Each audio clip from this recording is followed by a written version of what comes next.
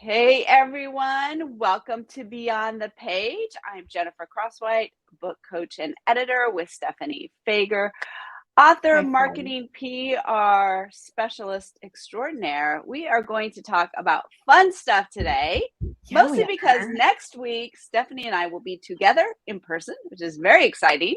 Yes. And part of the reason for that is what we're talking about today, being an author and a speaker. But before we get to that, I am still hanging on to my lovely Tandem Services mug. I love it.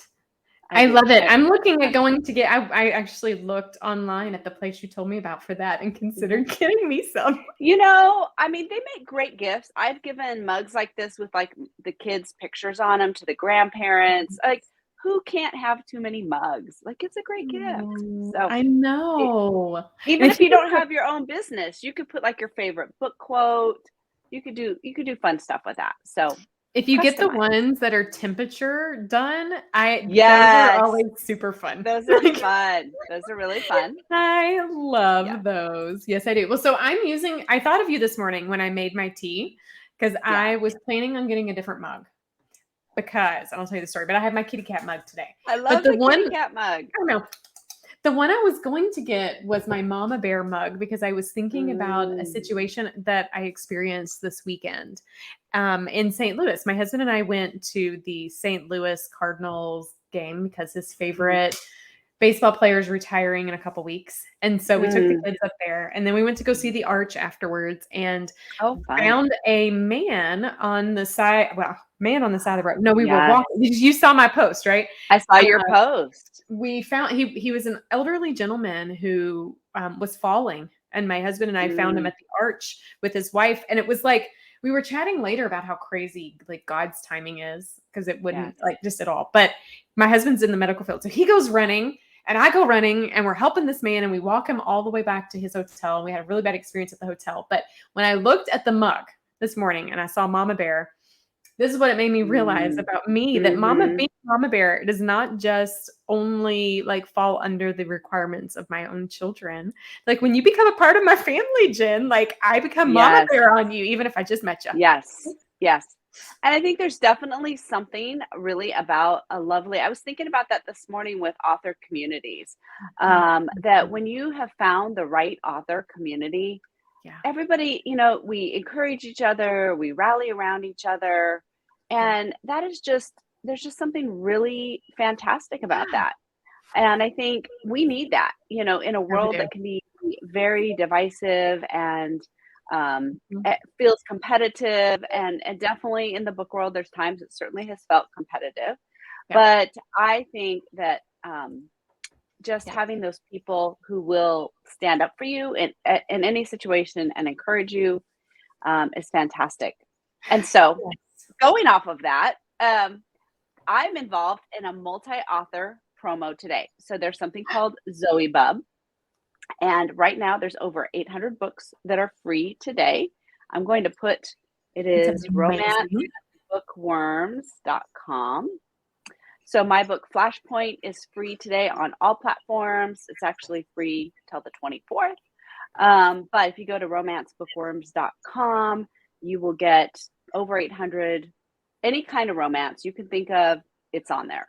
And there are some Amazing. categories, and you can search for different names and stuff like that. But I write my romantic suspense under JL Crosswhite. So if you're looking for Flashpoint, look for JL Crosswhite. But if you love books, this is our author way of giving back to the community. You don't have to sign up for anything. We just Yeah. are able to come together and give away books. And people who love to read, you can binge on a bunch of books, fill up your Kindle, your Nook Reader, all your apps that they have. Every retailer has their own little app so you can read on your device. And it's just a fun way to celebrate being an author. I That's love amazing. seeing in the social media all of us authors posting about it and sharing each other's posts. And I it's like love it's all it. exciting that we're part of this one big giveaway for the day. Love it. And those are the kinds of things that when Yes. you have an author community, you can create for Yes. yourself. You can put those together. Yep. You can gather people together and do your own promotions. You don't have to rely on other things, and you Mhm. guys can celebrate each other and encourage each other. And there's really, nothing better than other authors encouraging each other. So it's an industry fun. of people that like, it's like, I call it the pay it forward kind of Yes. industry. Like, I don't know what it is, but as authors, even though people might see us externally as competitors, I don't feel it, Jen. Like, I feel like there's so many space. books out there. Like, yes, people who read, they don't just like, if as an author, you cannot keep your readers satisfied. You can't. And so, I mean, you could possibly, there are people who read a book a day, like you can't possibly, keep that readership, engaged. And so, it's the most wonderful thing you can do is to understand other authors, unite with them when you have the same group of people that you all love and that are your target audience, and serve them and give them the things that they need. And so it's really not, I think, I'm in a group that has the phrase, a rising tide lifts all boats. And there's definitely something for that. If we are, encouraging each other and working together, then we can definitely make everything better for all of us. And at church this weekend, I heard they said something, iron sharpens iron. And I'm like, yeah. Yes. Like, so we true. Better because everybody wins, or 2 + 2 equals so much more than 4, or 1 + 1 equals more than 2, or whatever, how that phrase goes. Right. But it's just, this is not if you are an author out there, you do not need to be in a silo. Like, ask for help, get with people, find your people, right? Because there are people, Jen, who may not be your people. I've been in parts of groups. This is true. Like that too, right? But I tell people that all the time. Just because you try one group and it doesn't work out, don't give up. It can take some time to find the right group of people. Absolutely. Oh, I'm excited. So in theory, I could go get 800 books today. You could. That would be a really long TBR. Like, it would be very long. That could cover me for quite some time. I'm gonna go. That's amazing. It's a lot of fun. I love it. I enjoy it being a part of that. So I wanted to mention that those of you who are readers, go binge and go crazy getting a bunch of great books. And the cool thing about stuff like that is you get to try authors that you wouldn't necessarily try. And so being able to sample them and then find somebody that you love and then go read the other books in their series or other books that they have out, I think that can be a really fantastic thing to do. So it's always fun to find. I always go on there and grab, oh, I know that author. Like, we were in this, clubhouse meeting together and I've wanted to try her book. So I'm going to go grab some of their books. And, I'm in my to-be read pile. I will never get through, but I always add it because I'm like, oh yeah, I've been wanting to read that person. And it reminds me that I wanted to read that person. So that is so much fun. I'm excited. I'm excited for you. I'm excited for the other authors in there. In preparation, side note, you and I will be together next week. I know we mentioned I'm so excited. I know. And I think we're going to do this live. Yes, let's do live. So next Thursday, instead of Wednesday, we will, before we go into our fun day and a half of amazingness, Jen and I will pop in and do a live. But I was acknowledging, I was doing some research on you in preparation. And I'm looking at all of your books and I'm like, this girl is legit, man. She's got books out of her ears and they just keep coming. And it's wonderful. So I encourage anyone listening now or later, even if you're listening after the romancebookworms.com deal isn't there, go get a book of Jen's. I mean, your covers are gorgeous. Your messaging is strong. And I love just, I've learned so much from you and us knowing each other for the last year and a half. It's been amazing, right? It's just how you get put together with people that you're just like, oh, you're my people. Like, we're just supposed to like connect. And it's just such a, like you were saying, it's a synergistic relationship. And I love those relationships. They're the best. I love the technology. You're in Kentucky, I'm in California, and we still are able to connect on a regular basis because of technology. So I love it. Wednesdays are my favorites because of that. Yeah, no, I completely agree. And it's also just beautiful on how the world works because my book that's coming out next week, your team edited. Like you are Yes. and I was it last night that I texted? No, it was the night before. I texted you. It's like, oh my gosh. It is, when you're in the thick of bringing a book to life, I think one thing I told you is this is remind me to never do this again. Like why? I'm like, am yeah, I- whatever. I'll move on. I'll forget. I said, Yep. this is beautiful reasons why women forget childbirth. You Yes. forget birthing books too, because it's so stressful and overwhelming, and emotional and vulnerable, right? I've been going through a lot of those feelings that I know authors experience. But on the flip side, I specifically, and I want to shout out to you and your team, because as I had the chance to review it from top to bottom again, I realized you guys made my book even better. Like it strengthened the book and the manuscript and the messaging. And anyways, I can't be more thankful. And I get to celebrate next week with you. It's going to be so wonderful, Jen. Yay. Well, that is the goal. Yes. We always want to just take what the author has and make it the best possible thing it can be. Yeah. And it does take a team. I mean, it's very, very hard to publish a book, write a book, publish a book in solitude. I mean, theoretically, it's possible, but I wouldn't recommend it. I wouldn't recommend it for so many reasons. I mean, I just wouldn't. You can't. You are you. You can't see past you. No matter how much Exactly. you try to, Exactly you can't see past you. And Yep. on the flip side, Jen, I feel that way when it's in regards to what do you do with your book next. I don't think you have to do that in solitude either. Of course, I don't think everybody has to make financial investments in book marketing. Right. Not everybody has the means, and that's okay. But Right. don't live in a silo and say, I don't know what the next step is that I need to do. And instead find your community. And you and I have talked about what's happening next week here in Kentucky. But we'll just jump in because I think it's really good fodder for our conversation today. And that is community and how community can come together to support others in really meaningful ways. One way that authors leverage books to extend messages is not only through the book, but through the page, but through the stage. And next week we are creating we've got an immersive experience we've created for some amazing authors who are really looking to kind of build that stage presence and grow it. So some that are coming have probably never done that. Others have done it and are deepening it, but together we're going to all be better from it. And so I thought, speaking a little bit about why speaking is important would be really good. And I also want to know, because I know you're coming and we're going to be playing around with your nonfiction book, but as fiction authors too, there's value. There's value in speaking. And sometimes speaking, the stage of speaking is like a virtual stage, like what you and I are doing. Yeah.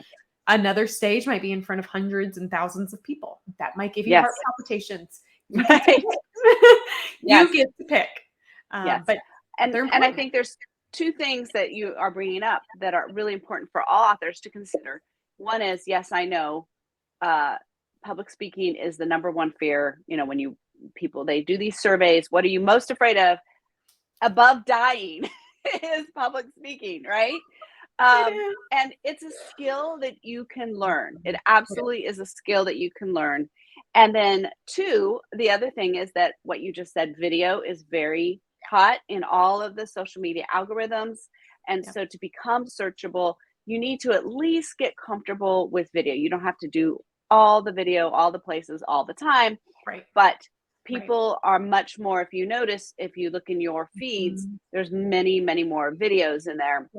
And so even just a welcome video embedded in your newsletter or on your website or little snippets, doesn't have to be a whole thing like what we do, but being able to get comfortable with that wherever it is a technique. You do not want to have to turn down a group who asks you to speak because you don't have the tools and the techniques and the skills to carry that off. And so having that kind of in your toolkit, even if it's not your favorite thing to do, can be a great way to expand your audience. There is nothing better than, and I'm sure we've all had this experience where you've heard somebody speak and you're like, oh my gosh, they have a book. Like, I feel like I have a connection with them now. I need to go get their book. And so if you're a speaker, you need to have a book because you're leaving money on the table if you do not, because people want to take your message and know more about it and share it with people. But Yeah. the reverse is also true. If you're an author, you need to have some level of basic speaking skills because it's amazing. And I know, obviously, I know a lot of fiction authors and how they get asked to speak to local community groups, to Yes. school groups, on the radio, sometimes Yes. on podcasts. And so it's really important to just be comfortable enough with that where you can not turn down those opportunities.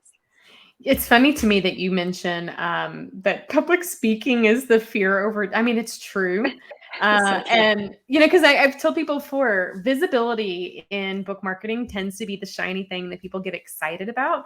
But in reality, you just shared, they get excited and absolutely flipping terrified about it. Yes, And so for sure. I realized that and realized that that is unfortunate. And so actually the event has built in elements of helping you move past that. So we're working through Mhm. that in addition to capturing footage of you on a stage speaking. Yes. When you mentioned videos, I just jotted down 3 things that I think are great for any author to do. The first one is if you are in LinkedIn and you haven't turned on creator mode, I want you to. And I want you to turn it on and I want you to record a 20-second video that you can only do from your phone. You can't do it on the computer Right. on creator mode. Don't overthink it. 20 seconds or 30 seconds. It's super Yep. short, but it gives people the opportunity to hear you and to see Mhm. you. And you're a person now. You're not just a photo. It's People a love fun that. little Fun. feature. Yes, It just is say who you fun. are and what you do. Yeah, Yes, it's fun. super easy. I Yep. highly encourage you to do that. The second thing that you mentioned, I think, is really smart, and I'm laughing because I'm having a cat giving baths to people today. We have a cat over here that's licking people on our team. They do that. They do that. The second one, though, that has been beneficial for me, Jen, is what we call a video business card. And so Yes. at the bottom of my email, I do have this this has been formally produced. So I do have that, but you don't have to. You don't have to. Right. You can create it. But it is who are you? What do you do? And who do you do it for? I will tell you time and time again, that video has changed things for me and for people. And when they meet with me, when I have time to get on the phone with them, they already feel like they know me. And Yes. that feels good. So video does that. And the third one I jotted down was if you want to speak on a stage, people need to see that you're on a stage. And that's what next week is about. Next week for us is about creating an environment where we can get photos and videos and your marketing assets and all of the strategy behind if you're wanting to speak on a stage and be considered as a professional person speaking on a stage. People need to see that you're on stage. Right. Especially the paid options, right? They're not going to invest if, just from a hope. They're going to do it because they see what they're going to get from it. And so, but video's huge. There is a book I have yet to read in my TBR, probably now lower on the list because I'm going to go buy some romance books today. But it is specifically about the power of video and not just the power of video, but if you pair it with the speaking efforts that you can do with your book, it's going to elevate you. It's giving you an opportunity for thought leadership. It's differentiating you from other people, but it will sell books. I'm not joking. People buy and invest in solutions that others provide. And as authors, so true. I want people to remember you and your book bigger than just the book that they bought. I want them to connect with you because that's where you're memorable. Yes. It's true. It's so true. I mean, I can't disagree with anything you said. It's just 100%. Yes, all of that is so true. And it's true. I love what you're saying about video is how it makes people feel like they get to know you. And, in the marketing world, we talk about the know, like, and trust, right? People have to go through those 3 stages before they want to buy something from you. And they can learn about you from your website or from your books or whatever. But that like and trust factor tends to come over time, and video accelerates that because you do feel like I can get to know you. I can see who you are as a real person. There's just something about that video that makes you feel more connected to the other person. And I think it's a fantastic, as much as you may not like it.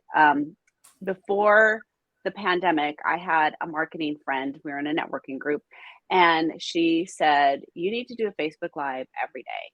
And I was like, "No way." And I will tell you, I'm a recovering perfectionist. So for me, this was like, oh, I have to do my hair and makeup every day. Are you kidding me? I don't want to do that. And Yep. so when the pandemic started, I took what she said seriously, and I just wanted to encourage people. I have been working at home for years and give people little tips about how to work from home and how to stay encouraged.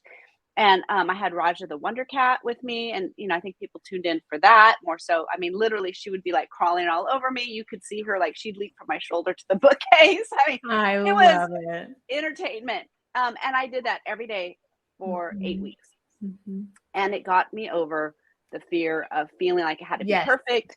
I had Yes. just a few little notes on my screen that I referred to, just bullet points, but it was not scripted. And I think honestly, that natural activity, people feel like they get to know you better because Yep. it feels real. It doesn't feel overly produced, overly scripted, overly everything, right? It feels very real. When things are almost too polished, sometimes we wonder, is that really you, or Agree. is that just the Agree. production? No, that's really good advice. And when you and I what was it back in March? I'm looking at my calendar. Back in March, when we decided to start doing these, it was also a thing that pushed both of us out of our comfort zone. You mean Right? weekly? I have to do that weekly? It's like, yeah, we could do it because we're doing it together. Yeah. And it's in alignment with, there's a chapter of my book that I think, makes sense to share here. And it's around visibility, but it's get seen, be heard, sell books. So when I really kind of like took a step back and reflected on how does visibility play into all this? What I realized is it's pretty easy in the world today to be seen. I mean, you walk down the street, you can be seen. You can do a TikTok video, someone can see you. That's awesome. Mm-hmm. There's a difference in being seen and getting seen and being heard. And Yes. the being seen is in the world with tons of chaos. Someone might see your stuff, and it's important. You need to be seen. Right. But the more that you are consistent with your visibility, people will stop watching only with their eyes and they'll start watching through their ears too. They're listening to what you're saying, your message, they're sticking. And that is when the conversion happens. That's when people go, oh, great. And the other part is people come to life every day experiencing intersections and crossroads in their life. So people, I'll never forget when my grandmother was diagnosed with cancer. I was working at the American Cancer Society, and my mom was like, oh my gosh, why do I see cancer stuff everywhere? Like, Mom, I've been at the Cancer Society for a decade. It's everywhere. It's a part of my, it's what I do for a living. And she's like, but I've never seen it before. It's like, but now you're at a crossroads, and cancer is a part of our everyday. So now I see it. So use that to your benefit, author friends out there. Like, be visible, but don't stop being visible, because when people hit a crossroads, they'll start listening to what you have to say. And that's when book sales happen. So it's not an easy road to be successful in all of these things. But it requires persistence, vulnerability, and consistency. And that's exactly why your message doesn't have an expiration date. Your book doesn't have an expiration date, because your book may be out for a while. Someone might be casually familiar with it, but when it addresses that need that they have, then they're like, oh, there's that book. I'm going to go back to it. Because your message will hit them right when they are ready for it. And that there's no expiration date on that. And that's one of the fantastic things about the publishing world that we live in now, is that we've got a lot more options for continuing a book beyond just this particular launch period. You've got the ability to get it out and build your audience over time, because your message is going to be more and more relevant to people as they come across it in their need. Yeah, your book is not a banana. Right. It's not going to go bad and draw gnats. I tried to kill a gnat right before our call. But your book is like, think of it like the condensed soup, but the good condensed soup with no salt added, or limited, right? It's that non-perishable, canned good in your pantry that when you're ready to open it, just put it on the heater, stick it in the microwave, and life's good again, right? And so don't think of the shelf life being so minimal. Realize that you have a beautiful piece of you that you're sharing, that when people hit that crossroad, it's ready for them. It's ready for them. Yeah. And so the more that you are out there speaking and sharing your message, the more you have that opportunity to run across people in their need who will resonate with your message. So that's why it's important to be out there and not just like hiding. And I know it can seem as an author that you're beating this drum over and over and you're sick of hearing it. And I heard a business coach say one time, and he was talking about messaging within your own company. Yeah. That by the time you're sick of hearing it, they're just now hearing it within a company. So you could imagine how many times you might say a value or a theme or an objective over and over within a company. And as the leader, you're like, I've said this to these people hundreds of times. They should have known by now, right? And no, they're just now getting it. How much more so is that to the wide out world there, where you're like, I feel like I say this all the time and I'm annoying, but people are coming across who've never heard it before. Absolutely. And that's the part that is really fantastic, that you can absolutely reach people, new people all the time. You just don't give up. Don't give up. Don't give up if you're stressed about trying to figure out how to market your book. Don't give up writing the book, you know. Right. Don't give up if you're terrified of getting on a stage and you know that that's a great way to sell it. Like, just don't give up. That's right. Beautiful advice, Jen, for today. Don't give up. Just keep swimming as my favorite Just keep swimming. Character. Yes. I love it. I love it. There's over the weekend, I put up on YouTube, you know, they have those fish videos that look like you're turn your TV into an aquarium, and they're so relaxing. And my son had his turned 21 last week, and so he had a bunch of friends over on Sunday, and I had that video up mostly for the cats. I have to say the cats really enjoy it. And all these young adults came over, and I was like, hey, you guys can turn it off, you can tell Alexa to play music, whatever. They're like, no, we really like this. And they were really into it. But you know, they had the little Finding Nemo, you know, Dory and everything. Fishes were on there. And I kept thinking of you. Well, you know, I had this epiphany the other day. I was reflecting on just keep swimming. Literally, my mom texted it to me yesterday. Like, it is baked into my life. But I had this epiphany that one of my staff years ago gave me for Christmas a Dory. And it in the beginning, I thought, oh, that's cute. That's for my kids. And I'm like, that was so not for my kids. It was totally for me. I mean, yeah, if I get to pick movie night movie, it is Finding Nemo or Finding Dory. Hands down. I have not seen Finding Dory. I've seen Finding Nemo many times. And I think, I mentioned that in one of the classes at 20 Books in the big conference there, and they put their videos on YouTube. But one of the guys that was teaching about craft used Finding Nemo as the story that he was talking about, the story question, and that Marlin has a story question that's separate from Nemo's story question, and so they're on separate journeys of what they're trying to accomplish and figure out. So anyways, so I have been using that a little more. I would have loved that. When we went to Florida, Disney World this summer, and we ended up going to Animal Kingdom. We had never been there. And there is a attraction where they have Finding Nemo in a theatrical performance. Oh, fun. My kids were so mad at me because I'm like, we're going to it. And we're like, right. And they're like, I don't want to do that. I want to do another roller coaster. And I don't think that they loved it as much as I did, but I just sat there and I'm like taking all these pictures like a goofball. But I'm telling you, it was like amazing. And I think that, I mean, not to go down this path, but this is what books do for people. This is what messages and stories do. When that story came out, it was at a time in my life that I needed the reminder that I don't have to know how to do Olympic swimming. I just have to doggy paddle and keep my head above water. And if I can doggy paddle, then whether that, and I mean that more like figuratively, right? But I guess literally too. But at the end of the day, that's going to help me build the plane while I fly it. It's going to help me kind of make the momentum I want. And it's as a also recovering perfectionist, Jen, it's giving me permission to realize that you just have to keep moving. Don't stop moving or swimming.